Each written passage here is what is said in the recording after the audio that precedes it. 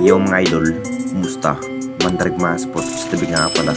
At ang usapan, Barangay Nibra, Justin Brownlee. Papalitan muna ng bagong import. At Jimmy Malonzo, bad news na balita. Pero bago nga yan, kung bago pa lang sa ating channel, huwag mong kalimutan mag-subscribe at click ang notification bell para like kang updated sa ating latest upload natin. So nakatapos lang ng laban ng Barangay Nibra versus TNT Tropang Giga Best of 7 Series Commissioner Cup mga idol. Nakuha na nga sa Game 1 ang TNT Tropang Giga ang isang panalo.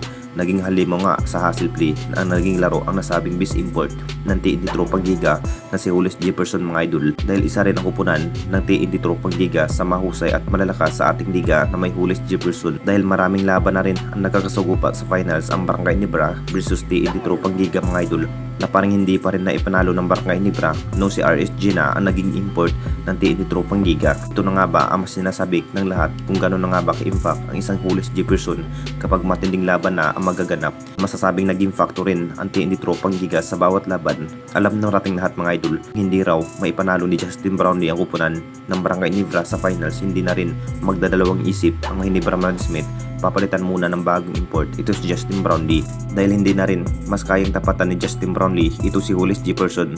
Marami pa rin ang nagsasabi mga idol, ito rin ang dahilan kung bakit bagsak nga ang naging laro ni Justin Brownlee at hindi pa rin 100% ang kanyang nagiging healthy, kung saan hindi pa rin magawang maipanalo ang ating best import na si Justin Brownlee ang upunan ng Barangay Nibra. Baka papalitan na nga ba ito si Justin Brownlee kapag matalo pa rin ang Jinkings. At dito na naman tayo sa isa pa nating balita. Jimmy Malonzo, bad news na balita, posibleng matrade kung matapos na ang Commissioner Cup. Alam na natin lahat mga idol, sabik na nga rin ang lahat kung ano ang mangyari kung matapos na ang Commissioner Cup, dahil balak na rin ng SMC dito mga idol na matrade ang nasabing high pen forward na si Jimmy Malonzo, dahil balak na rin na magnuli hotshot mga idol. Kukunin itong si Jimmy Malonzo at isa rin si Jimmy Malonzo mga idol sa matrade package sa next season. Tatapusin pa rin ang magiging finals ngayong Commissioner Cup mga idol, kung sino na nga ba ang karapat dapat na makuha ang kampyonato ngayong season, ang TNT Tropang Giga ba o ang kupunan ng Barangay Nibra. May isang panalo na rin ng TNT Tropang Giga sa Game 1, dahil matinding ensayo pa rin ang magiging kinakailangan ng Jinkings para maabot nga ang pangarap na makuha ang kampyonato ngayong Commissioner Cup. Kakabahan na nga ba ang Jinkings? May isang panalo na rin sa Game 1 ang TNT Tropang Giga.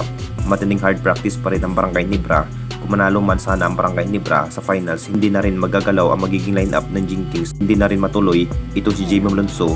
Masasabing isa rin sa naging factor sa bawat hustle play kung bakit nabibigyan nga ng magandang laban ng Barangay Nibra at hindi na rin matutuloy na matrade ang nasabing forward. Anong masasabi ninyo mga idol tungkol sa ating video?